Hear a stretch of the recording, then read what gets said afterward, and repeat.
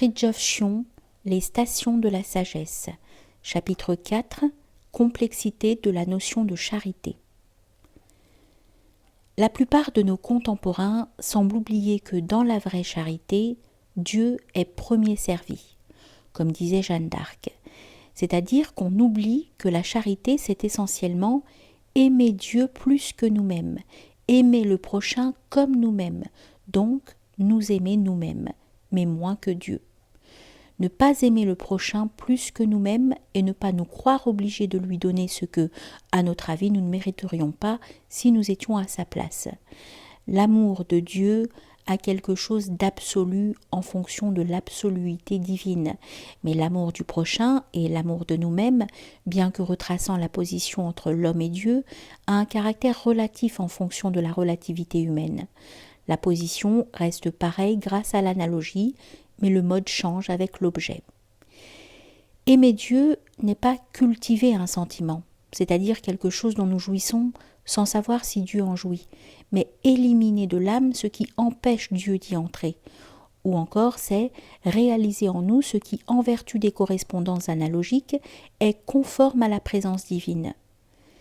Aimer le prochain, et il faut l'aimer en fonction de notre amour de Dieu et en vertu de l'amour de Dieu pour nous, c'est se placer dans l'autre, abolir la distinction illusoire entre moi et toi, comme l'amour de Dieu est au fond l'abolition de la séparation qui nous éloigne de lui. L'amour du prochain opère indirectement la présence divine en nous. Quand l'homme se place dans le prochain, Dieu se place dans l'homme. Abolir ce qui nous sépare du prochain, c'est abolir ce qui nous sépare de Dieu. Nous pourrions aussi nous exprimer ainsi. Si nous devons aimer Dieu, et l'aimer plus que nous-mêmes et le prochain, c'est parce que l'amour existe avant nous et que nous en sommes issus. Nous aimons de par notre existence. Nous n'aimons en dernière analyse que par Dieu et pour Dieu. Or, il est de toute évidence illogique d'aimer les effets éphémères en dehors de leur cause immuable. En revanche, quiconque aime la cause aime par là même ce qui rend aimables les effets, à savoir la cause qui s'y manifeste par les qualités. Aimer les créatures en dehors de Dieu est aussi insensé que de vouloir enfermer les rayons solaires dans une boîte. Maintenant, si en aimant la cause divine nous aimons ce qui rend aimables les choses terrestres, cet amour de la cause exige de nous l'amour des effets, non pour eux-mêmes ni pour nous-mêmes, mais par amour de la cause. La passion pour la créature enlève à l'amour son objet réel et sa raison suffisante. Elle ne fait donc point partie de la charité.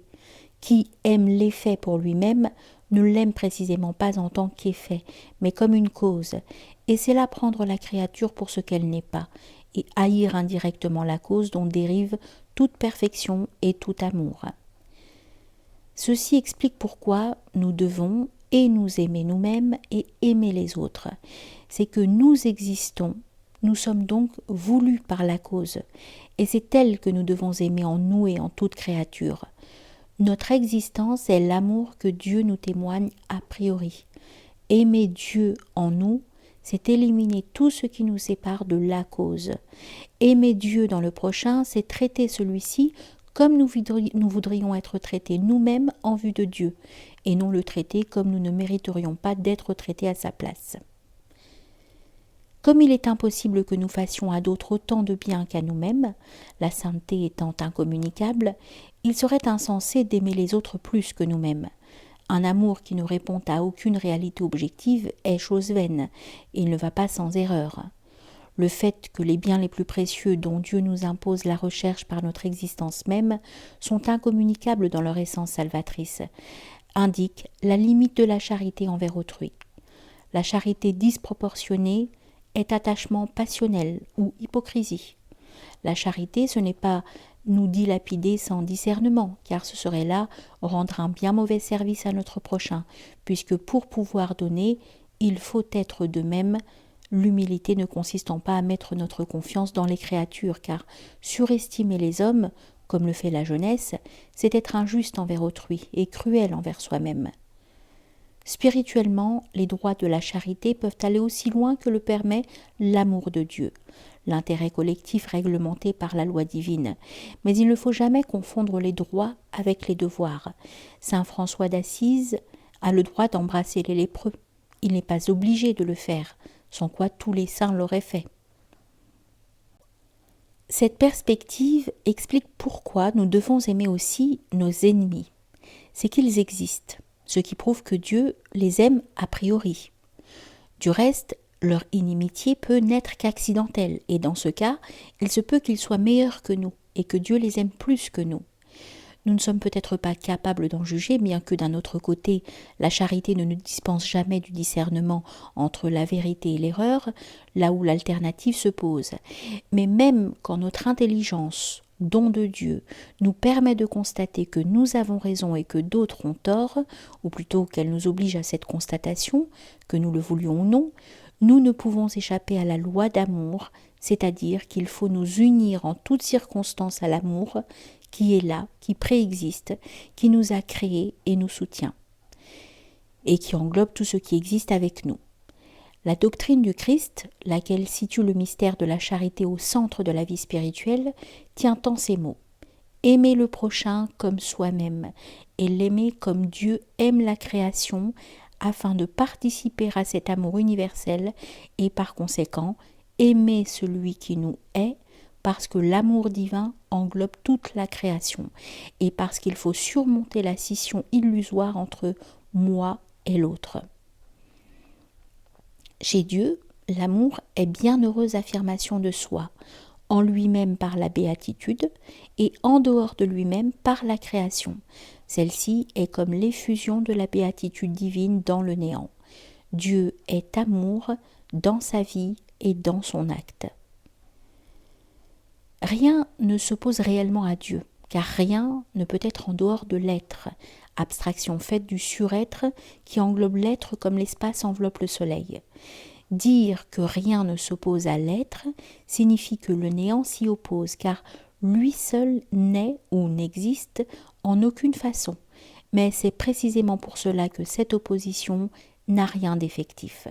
Cependant, comme rien n'est en dehors de Dieu, sauf le néant qui n'est pas, et parce qu'il n'est pas, on peut dire que ce néant, ou cette absence de Dieu, fait en quelque sorte fonction de prochain ou d'ennemi à l'égard de Dieu, qui est toute réalité. Or, la charité extrinsèque de Dieu, c'est a priori qu'il se met à la place du néant, donc de l'irréalité ou de l'impossibilité, et il le fait en créant le monde, qui n'est autre que le néant auquel Dieu aurait prêté une parcelle de son être. Le néant n'est en aucune manière, avons-nous dit, il n'est ni réel, ni possible, et c'est pour cela que la toute-possibilité veut lui donner l'existence. Le monde est le néant devenu réel, ou Dieu devenu irréel, si l'on peut dire. Comme le néant n'est pas, c'est le monde qui, à sa place, est le prochain de Dieu. C'est pour la création que Dieu meurt de la mort d'amour, entre guillemets, non en lui-même, car il est immuable et impassible, mais à l'intérieur du cosmos. Toute révélation, ajouterons-nous, est une sorte de mort de la lumière dans les ténèbres. Partout, la lumière a lui dans les ténèbres, et les ténèbres ne l'ont point reçue. Dieu est amour. Cette qualité d'amour appelle celle de bonté. La bonté de Dieu est la manifestation de son amour à l'intérieur de sa création. Elle est le vouloir personnel, c'est-à-dire le vouloir visant des faits. Dieu se personnifie pour le monde, par rapport au monde ou en fonction du réceptacle. Et cette personnification est bonté parce que l'essence qu'elle personnifie ne comporte aucune limitation, donc rien qui soit contraire à la bonté intrinsèque. La rigueur ou la justice ne la contredit point. Elle répond au refus du réceptacle de recevoir la bonté, et ce refus, comme tout mal, est la trace du néant dans l'existence. Il vient de la distance qui sépare l'effet de la cause, ou le monde de Dieu. Cette distance est une conséquence indirecte d'un aspect mystérieux de l'infinité divine. C'est le tout qui réalise le rien, Mais encore une fois, il ne s'agit point ici du vouloir personnel de Dieu, lequel ne s'affirme qu'en fonction de cette manifestation de l'essence qu'est le monde. Autrement dit, l'amour-béatitude, qui est l'essence de la bonté, se suffit à lui-même. Mais la bonté, c'est-à-dire l'amour appliqué aux créatures, appelle la justice. Elle ne peut être sans ce complément, dont la cause est dans la relativité même. Tout ceci n'est sans doute que balbutiement, mais il était indispensable de donner ici au moins un aperçu sommaire d'une métaphysique de la charité. Dans le même ordre d'idées, nous ferons remarquer ce qui suit. Il est absurde de reprocher au monde des imperfections, tout en admettant l'existence même du monde, et de se demander pourquoi les injustices et les souffrances existent, car qui dit exister dit être séparé de Dieu, donc de la perfection. Qui dit effet dit distance par rapport à la cause, en sorte que l'existence implique l'imperfection avec une rigueur toute mathématique. Une séparation douloureuse, par exemple, se trouve préfigurée déjà dans la distinction purement spatiale des corps, nullement pénible celle-ci. Or, il est illogique, en dernière analyse, d'admettre la distinction spatiale tout en s'étonnant de la possibilité d'une séparation morale. La racine de tout mal, nous le répétons, est la distance ontologique entre le monde et Dieu, laquelle ne peut pas ne point exister, Dieu étant infini. Elle se répercute dans tous les ordres de l'existence. Comment la bonté divine peut-elle être dite infinie alors que Dieu est en même temps infiniment juste et que le monde du reste nous montre des faits incompatibles avec une infinité de bonté alliée à une infinité de puissance? Mais l'épithète infini est ici métaphysiquement impropre, bien qu'elle soit légitime sous un certain rapport relatif. Elle ne saurait convenir, à rigoureusement parler, qu'à Dieu comme tel, en tant qu'essence, et non à ses qualités, car celles-ci se limitent mutuellement par le fait même de leur coexistence. Vue sous cet angle, la bonté ne saurait être infinie puisque la justice la limite, et inversement, en outre, il ne peut y avoir deux ou plusieurs infinitudes. Cependant, on peut concevoir des infinitudes relatives, exactement comme on peut parler d'un relativement absolu. Si l'espace est infini, ce qui est métaphysiquement inexact, car l'espace étant limité par d'autres conditions d'existence, ne peut être infini au sens absolu du mot. Si donc l'espace est infini, en ce sens qu'il est empiriquement illimité, une droite ne saurait être dite infinie dans le même sens, bien qu'elle aussi n'ait aucune limite dans la dimension qui la caractérise.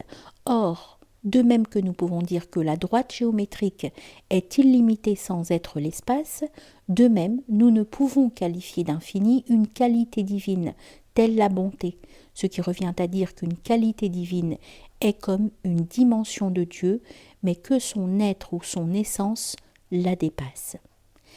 La bonté humaine est comme un arc, la portion d'une courbe, lequel est limité puisqu'il n'est pas le cercle. Mais la bonté divine est comme la droite illimitée, c'est-à-dire qu'elle est infinie par rapport à la courbe humaine, sans être pour autant infinie au sens absolu, c'est-à-dire par rapport à l'être ou au surêtre divin, représenté dans notre symbolisme géométrique par l'espace total.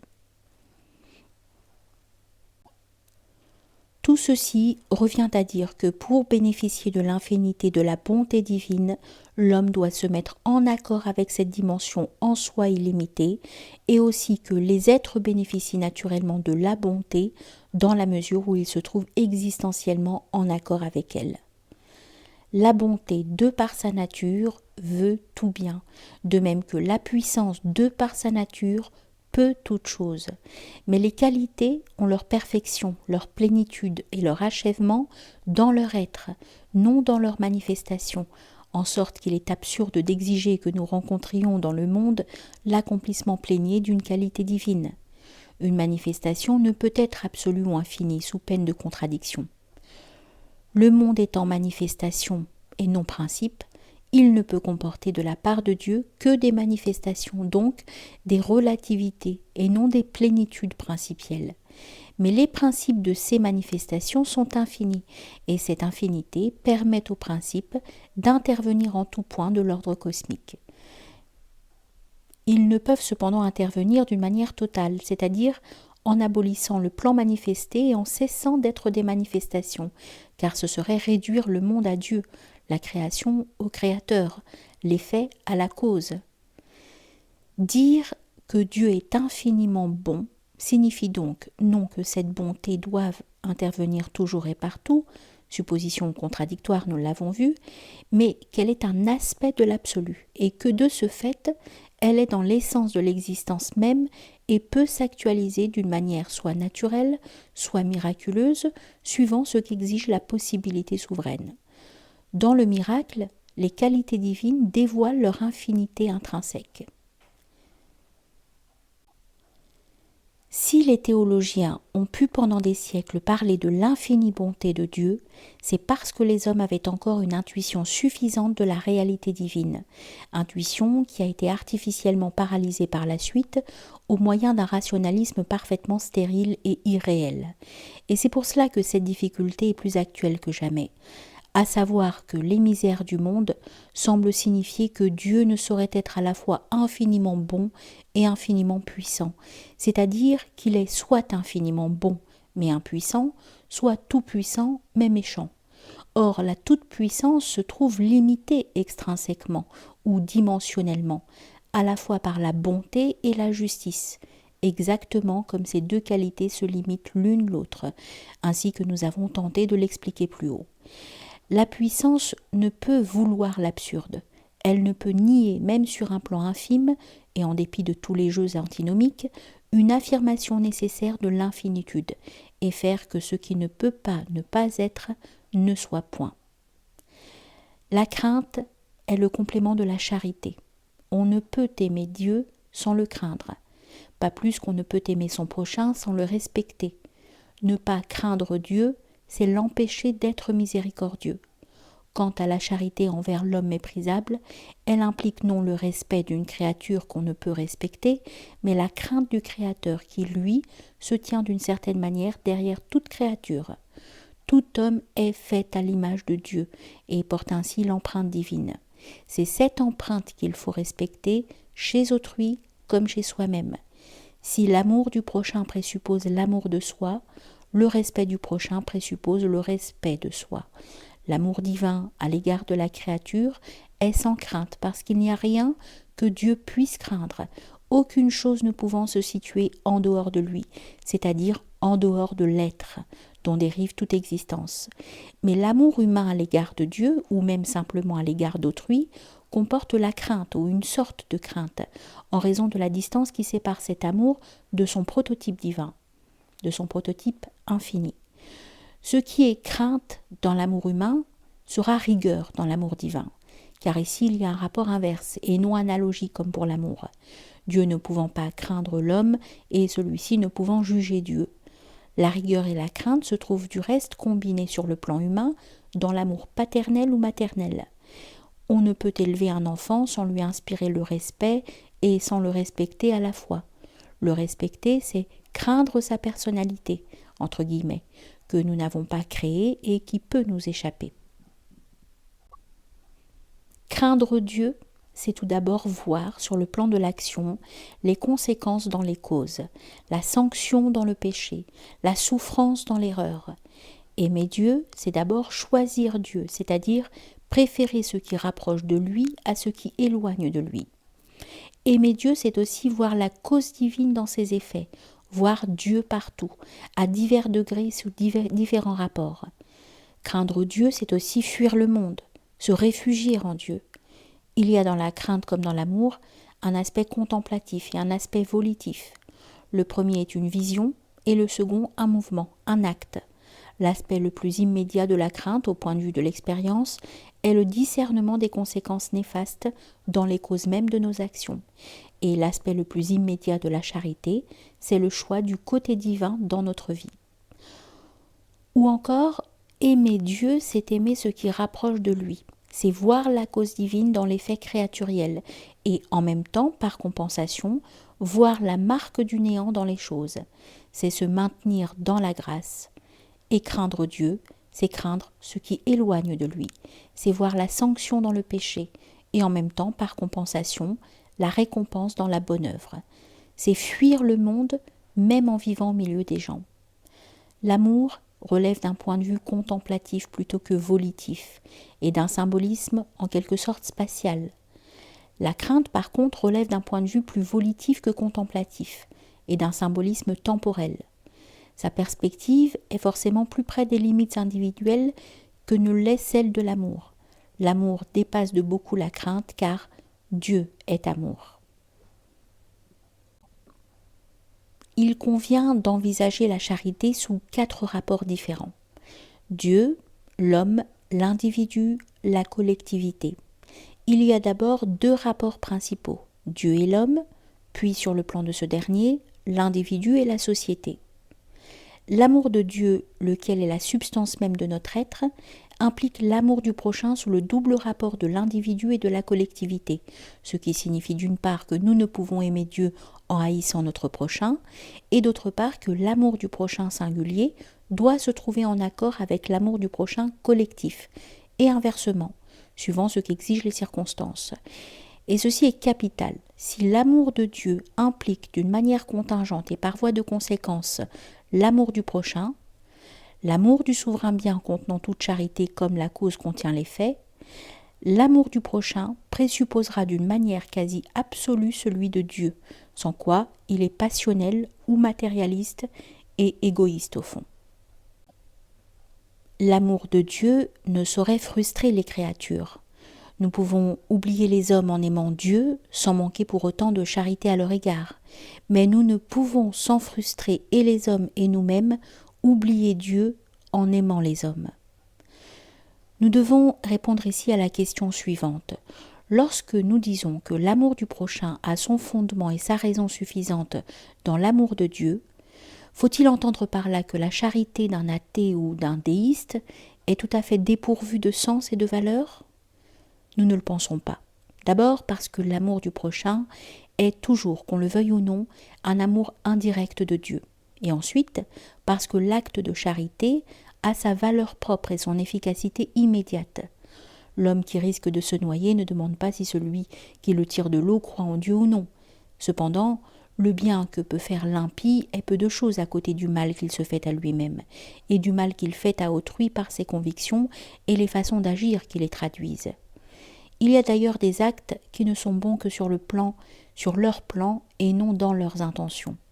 Il est un zèle d'orgueil ou d'amertume qui tue l'âme. Bien des athées ne sont charitables que pour montrer, et serait-ce dans leur fort intérieur, qu'ils sont meilleurs que Dieu. De même, bien des croyants font de bonnes œuvres pour démontrer leur vertu, et ne serait-ce qu'à eux-mêmes, au lieu de se dire que, dans tout acte apparemment méritoire, c'est Dieu qui agit en nous. Tout ce problème de la vertu sans foi est d'ailleurs un thème favori de l'impiété moderne, et pour cause, puisqu'il s'agit de vider la religion de ses valeurs en démontrant que celle-ci se trouve en dehors d'elle. L'homme est fait à l'image de Dieu. Or, qui aime le principe, aime par là même la manifestation du principe. Qui aime la cause, aime l'effet ou l'image, non en soi, mais en vertu de la cause. Cependant, il semble que l'amour de Dieu puisse nous inciter à ne pas aimer les créatures. Et cette apparence est d'ailleurs inévitable, du fait que la différence entre les deux amours existe, sans quoi nous ne pourrions même pas les distinguer verbalement. Le Christ a enjoint à ses disciples de haïr père et mère pour pouvoir le suivre. La différence existe en tant que les deux amours, par leurs buts respectifs, peuvent être incompatibles. Mais cette incompatibilité n'est pas dans la charité comme telle, loin de là, mais dans les niveaux. Quand bien même on semble ne pas aimer l'homme parce qu'on aime Dieu, ce manque apparent de charité est néanmoins une forme de charité à l'égard de la créature, sur un plan supérieur et à travers Dieu, en sorte que celui qui est ses parents, pour Dieu, les aime par là même d'une manière nouvelle. La confusion mondaine entre charité et attachement naturel ou passionnel n'engage pas le contemplatif, dont la sainteté est infiniment plus profitable aux hommes que ne le serait sa complicité dans la dissipation. Un des traits caractéristiques des mondains, c'est qu'ils n'aiment point se perdre seuls. Pour eux, la charité, c'est partager leur perdition. L'amour de Dieu prime celui de l'homme. D'une façon lointainement analogue, l'amour de la collectivité prime celui de l'individu. L'intérêt collectif prime l'intérêt individuel, si les intérêts sont du même ordre ou si les parties sont qualitativement équivalents, c'est-à-dire que la collectivité doit être de même qualité que l'individu, soit par le fait de sa totalité, soit en raison d'une qualité spécifique, une caste par exemple. En aucun cas la collectivité purement quantitative ne l'emporte sur l'individu qualitatif. L'amour de Dieu prime celui du prochain comme l'absolu prime le relatif. De même, si l'intérêt de la société prime celui de l'individu, c'est parce que la totalité prime la partie et non inversement. Le spirituel prime le temporel et l'essentiel prime l'accidentel, et ainsi de suite. Se rendre utile à la société n'a de sens qu'à condition que la société elle-même soit utile, et elle ne l'est qu'à condition d'être disposée en vue de nos fins dernières, sans quoi elle n'est même pas pleinement humaine. C'est dire que la valeur de la société, comme celle de l'homme, est strictement conditionnelle. Dieu seul se suffit à lui-même. Ajoutons que l'égalitarisme matérialiste et utilitaire se heurte à une série de contradictions. Par exemple, si les hommes sont égaux parce qu'ils ont les mêmes besoins matériels, pourquoi les animaux qui eux aussi ont ces besoins ne sont-ils pas égaux aux hommes ? Une chose est certaine, c'est que l'homme, quand il est mauvais, est le plus malfaisant et le plus inutile des animaux. Si l'amour de Dieu ne primait pas celui de la créature, tout attachement passionnel à une chose de ce monde aurait une valeur spirituelle. Or, la créature qui est imparfaite par définition ne saurait mériter l'amour total que mérite et exige la perfection. À un certain point de vue, la sainteté est l'adéquation entre notre vouloir et son objet divin, adéquation toujours approximative, vu l'incommensurabilité des termes en présence. Par contre, il est illogique d'aimer, par exemple, la jeunesse comme si elle était éternelle, ou l'amitié comme si elle était absolue. On ne saurait assez insister sur ceci. Le monde n'est pas Dieu, il en est donc séparé. Cette séparation apparaît à l'intérieur du monde comme l'imperfection et la fragilité de toute chose. Tout porte ici-bas la trace de la distance qui nous sépare de l'infini. En d'autres termes, si Dieu est amour, le monde ne peut l'être au même titre, ce qui limite la possibilité ou la légitimité suivant les cas de l'amour dans le monde, et c'est précisément l'éloignement de celui-ci par rapport à sa cause divine. La charité envers le prochain sous peine de contradiction ne saurait donc être illimitée. D'une façon analogue, si l'amour de la collectivité, et il s'agit toujours de la collectivité qualifiée par la tradition, ne primait pas celui de l'individu comme tel, il ne saurait être question d'ordre social, de sanctions légales, de guerre sainte. Rien ne protégerait l'individu contre d'autres individus. La société serait à la merci des malfaiteurs et des ennemis, et la société, nous l'avons dit, est supérieure à l'individu comme la totalité est supérieure à la partie, ou comme la tradition, à laquelle la société s'identifie d'une certaine manière, est supérieure au fait individuel. La société prime l'individu, le cas échéant, comme la norme prime l'exception, et non comme la quantité écrase la qualité, ce qui implique précisément que la société soit disposée en vue du bien spirituel de l'homme. La collectivité est, comparée à l'individu, comme un être nouveau. Un individu peut subir des injures sans réagir, ou même se laisser tuer sans défense. C'est son droit spirituel, à moins que sa fonction dans la collectivité ne le lui interdise. Mais une collectivité ne saurait, comme le voudraient les hérésies de tout genre, se comporter comme un individu, car elle a des valeurs à garder et à défendre. Elle n'a aucun droit de les laisser périr. C'est dire que la charité est déterminée par la vérité, qu'elle n'est valable qu'en fonction de celle-ci. Et la vérité, qu'on le veuille ou non, est du côté de la loi de la jungle, dès qu'il s'agit de l'homme collectif, et dans la mesure, toujours relative, où il s'agit de lui.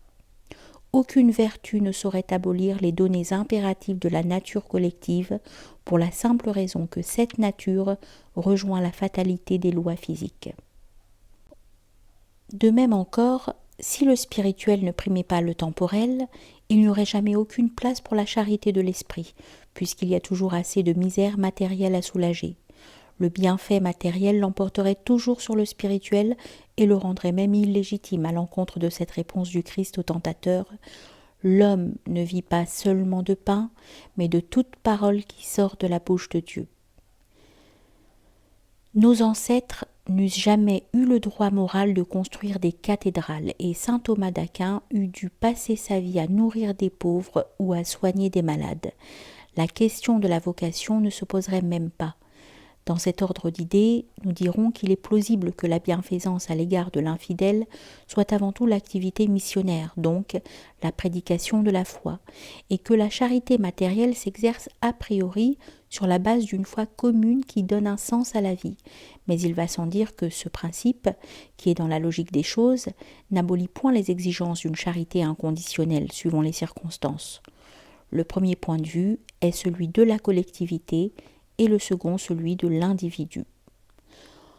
Enfin, si l'essentiel ne primait pas l'accidentel, il n'y aurait dans la charité aucun sens des proportions à observer, et des choses importantes seraient sacrifiées à des éléments accessoires. La charité ne dépasserait pas l'exigence ou l'agrément d'un instant, et on ne pourrait même pas administrer à un malade un remède amer. Cette image de la médecine amère nous montre un aspect paradoxal, mais essentiel de la vraie charité. Dans le livre des Proverbes, on y lit « Le Seigneur châtie celui qu'il aime, comme un père châtie l'enfant qu'il chérit. » Cependant, les rapports hiérarchiques dont nous venons de parler se dissimulent parfois sous des apparences contraires, suivant les circonstances, car le monde est fait de miroirs qui reflètent leurs opposés respectifs sans perdre leur qualité propre. Le jeu cosmique des possibilités, qui sont innombrables, veut que l'exception confirme la règle. Ainsi, quand l'amour de Dieu ne s'affirme que selon un mode secondaire, liturgique par exemple, l'amour du prochain l'emportera sur ce mode par l'importance de la charité à exercer, car il importe davantage de secourir un malheureux que de chanter un cantique, à condition que l'alternative se pose concrètement, sans quoi l'on ne pourrait jamais chanter. Mais dans ce cas, c'est Dieu qui occupera pour ainsi dire la place du prochain, selon la parole « Car j'ai eu faim et vous m'avez donné à manger. Toutes les fois que vous l'aurez fait à l'un de ses plus petits, vous l'aurez fait à moi. » Un amour qui paraît primer légitimement un acte d'amour de Dieu sera en réalité toujours un amour de Dieu, suivant la volonté divine même, et ainsi le rapport normal reste maintenu. De même, mais d'une façon beaucoup plus probable et dans un sens plus direct, il est des circonstances où le prochain, singulier, prime le prochain collectif. Et nous y avons déjà fait allusion plus haut. La collectivité ne prime l'individu qu'en tant qu'elle fait fonction de totalité à l'égard de celui-ci, et non sous le rapport inverse où l'individu, au lieu de faire fonction de partie, représente au contraire le principe ou la qualité, la collectivité n'étant alors plus que le fait brut, donc la contingence, voire la quantité. La question qui se pose pratiquement au point de vue de la charité est donc celle de savoir dans quelle mesure l'intérêt de la collectivité l'emporte sur celui de l'individu ou de tel individu, et inversement. La réponse est que la charité envers l'individu s'impose quand elle ne nuit pas à l'intérêt de la société ni à aucun intérêt supérieur.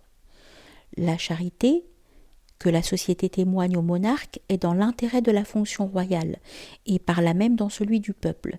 Le cas inverse est celui du prisonnier traité avec clémence ou du condamné gracié à titre exceptionnel mais non d'une façon purement arbitraire. Dans ce cas, la charité n'est pas directement utile à la collectivité, mais elle s'impose parce qu'elle est dans la nature des choses et qu'elle ne nuit pas à l'intérêt commun.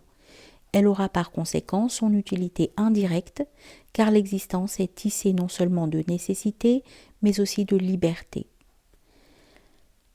L'excellence du monarque réside dans le fait qu'il représente d'une manière active et consciente ce que la collectivité a de qualitatif, à savoir le patrimoine traditionnel au sens le plus large ou plus précisément spirituel quand il s'agit d'un pontife. ce caractère s'étend même à des choses inanimées, telles les objets d'art sacré, qui en vertu de leur fonction spirituelle parfois fort importante, et même irremplaçables en fait, peuvent primer des besoins temporels. L'intérêt de l'être vivant, singulier ou collectif, exige parfois la souffrance. Ainsi, les carnassiers sont utiles parce qu'ils éliminent les individus faibles des espèces animales qu'ils pourchassent, et qu'ils empêchent ainsi ces espèces de dégénérer. La guerre tribale ou féodale chez les hommes a joué un rôle analogue tant que les armes n'étaient pas encore des machines de destruction quantitative, sans parler des épidémies et d'autres fléaux qui, il faut bien le dire, sont indispensables aux collectivités.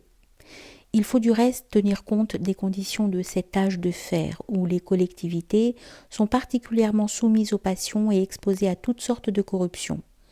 L'individu a une volonté propre, il peut lui donner telle direction et vaincre ainsi les agents de corruption que comporte notre nature. Mais la collectivité, au sens le plus général, est passive et inconsciente. Sa volonté est indéterminée et multiple. Elle n'en a elle-même aucun principe d'homogénéité intellectuelle ou morale, et c'est ce qui montre l'erreur de l'humanitarisme qui entend traiter la collectivité comme un être homogène et même comme un être essentiellement bon et lucide. Nous avons vu que les principales directions de la charité se combinent de différentes manières suivant les cas. L'intérêt supérieur peut neutraliser l'inférieur, ce qui donne lieu à des apparences paradoxales qu'un moralisme superficiel a beau jeu de stigmatiser. Les idéalistes jugent volontiers en fonction d'un aspect fragmentaire, qu'ils ont tout intérêt à isoler de l'ordre total. N'ayant pas la notion de l'inéluctable, ni celle du moindre mal ou celle des compensations, ils compromettent sans hésiter un grand bien, dont les contours leur échappent, pour un petit avantage, lequel frappe d'autant plus leur imagination qu'ils en ignorent la relativité. Dire que la vraie charité est universelle signifie non qu'elle abolit les cloisons naturelles et partant largement inévitables, mais qu'elle apparaît dans tous les domaines et à tous les niveaux. On pourrait objecter ici, au mépris des commentaires inspirés que nous a légués la tradition et aussi de l'exemple de bien des saints, que l'injonction du Christ d'aimer ses ennemis, de faire du bien à ceux qui nous haïssent et de tendre la joue gauche à celui qui nous a frappés sur la droite, a un caractère inconditionnel et que les interprétations plus nuancées, tenant compte des différences entre l'individu et sa fonction ou entre l'individu et la société, ne s'expliquent que par la faiblesse ou la nature pécheresse des hommes. Or, on ne peut comprendre les injonctions évangéliques dont il s'agit qu'en saisissant leur intention particulière et sous-entendue, comme c'est le cas par exemple de la parole suivante, déconcertante elle aussi quant au sens littéral. Nous citons « Car celui qui tire l'épée périra par l'épée ». Fin de citation. C'est là une affirmation principielle de la loi des actions et réactions concordantes, loi qui nous concerne en tant que notre acte est l'expression d'un vouloir individuel et passionnel. Mais dans ce cas, l'épée qui fait périr peut avoir des formes bien diverses, posthumes aussi bien que terrestres. Les injonctions citées plus haut ne s'expliquent pleinement que lorsqu'on tient compte de ceci. Pour arriver à Dieu, nous devons surmonter, au point le plus sensible, l'illusion égocentrique qui est à la base de tous les maux. La question de savoir si nous avons raison ou non à l'égard de l'ennemi est ici sans intérêt puisque nous sommes tous pécheurs et que l'injustice est méritée a priori. Cette perspective concerne évidemment l'individu en tant qu'entité spirituelle, non en tant qu'instrument impersonnel de la collectivité, ce qui revient à dire qu'elle s'adresse à l'individu singulier et non à la collectivité sociale, du moins pas d'une manière directe. Enfin, cette charité concerne l'ennemi plutôt en tant qu'il nous hait personnellement qu'en tant qu'il est Dieu, comme le montre du reste la violence du Christ à l'égard des marchands du temple. Il est vrai qu'il n'y a pas toujours dans la pratique une démarcation rigoureuse entre les deux points de vue, mais c'est alors à l'individu, à sa conscience, à l'inspiration de mettre l'accent là où il doit être. En tout cas, donner aux injonctions spirituelles du Christ un sens unilatéral et somme toute extérieur obligerait l'Église ou les Églises à la plus mortelle des hypocrisies et les condamnerait à la disparition pure et simple. nous pourrions préciser encore notre pensée de la manière suivante. Le Christ ne pouvait ignorer que sa religion engloberait un jour tout l'Empire et qu'un empire, ou un État quelconque, n'est pas un individu. Que par conséquent, la christianisation d'une collectivité totale, d'un État, ajouterait ipso facto un mode nouveau à la morale évangélique, mode fondé sur la nature concrète et les exigences inévitables d'une société intégrale et contenue principalement dans la lettre même de l'Évangile, grâce à l'universalité de celui-ci. Tel est le sens, nous semble-t-il, de ce mystérieux passage de l'Évangile selon saint Luc. Nous citons « Seigneur, voici 2 glaives. Il leur dit « C'est assez. » Fin de citation. Le glaive qu'il faut acheter représente sans doute la constitution de l'État chrétien. Le premier des 2 glaives présentés par les apôtres symboliserait le pouvoir de juge et de justicier à l'égard de la société, et le second, le pouvoir guerrier à l'égard de l'ennemi. La réalité de l'État chrétien se trouve du reste déjà énoncée par cette parole. Donnez à César ce qui est à César. Or, les exigences légitimes ou les nécessités vitales de cette dimension nouvelle par rapport à l'Église primitive, qu'est l'État chrétien, ne peuvent aller à l'encontre de la sainteté, comme le prouvent du reste les exemples d'un saint Maurice, d'un saint Louis, d'une sainte Jeanne d'Arc, d'un saint Alexandre Nevski. L'imperfection des fonctions sociales et politiques dans une société traditionnelle ne s'oppose pas plus à la sainteté que le corps ne s'y oppose. Ou encore, si la perfection de la fonction sacerdotale ou de l'état monastique ne comporte pas une garantie de perfection spirituelle, l'imperfection des nécessités terrestres, elle, ne comporte pas davantage un empêchement à cette perfection. Ce qui est humainement nécessaire est spirituellement neutre et peut revêtir par là même un aspect positif. Et ceci nous amène à la question de savoir ce qui est intrinsèquement moral et ce qui ne l'est pas. Il y a à cela 2 critères, intérieur le premier et extérieur le second, pour autant qu'on accorde comme il se doit au spirituel la précédence sur le social. Le critère intérieur du moral, ou du non immoral si l'on préfère, est l'accord avec les vertus fondamentales.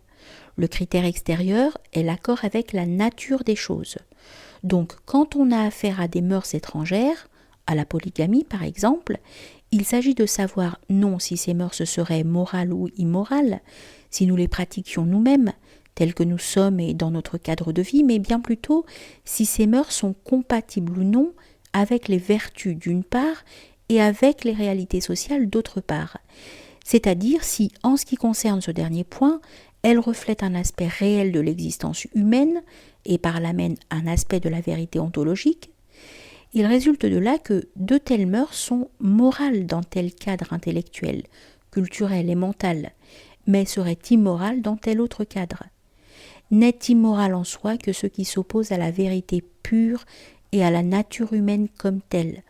On ne devrait jamais perdre de vue, en Occident, que si l'homicide est compatible avec les vertus les plus surnaturelles, sinon que deviendraient les saints guerriers, il n'y a pas de raison de croire a priori que la polygamie, que Dieu n'a d'ailleurs pas interdite aux Juifs, soit par sa nature même incompatible avec la morale, c'est-à-dire somme toute avec l'équilibre entre la terre et l'esprit.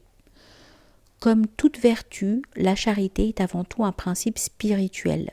La fixation de ses modalités pratiques est affaire de perspective et aussi de sentiment. Identifier la charité à tels actes déterminés est le propre de la morale, mais celle-ci ne saurait rendre compte de la vérité supérieure dont elle est une cristallisation particulière. Le monde est ainsi fait que nous ne pouvons rien accomplir sans négliger quelques possibilités. La charité extérieure est toujours un choix, jamais un don total. L'Européen tuera un animal qui souffre, l'Hindou le laissera vivre afin de lui permettre d'épuiser son mauvais karma en vue d'une renaissance meilleure, l'Européen criera la cruauté, mais il agit exactement de même en ce qui concerne les hommes, de moins pour autant qu'il est effectivement ou sentimentalement lié à la tradition, car les humanitaristes irréligieux, qui ne croient pas au purgatoire, estiment charitable de tuer un homme pour abréger ses souffrances. à moins qu'une mystique de lutte contre la mort ne les incite à une autre attitude, extérieurement semblable à celle des croyants.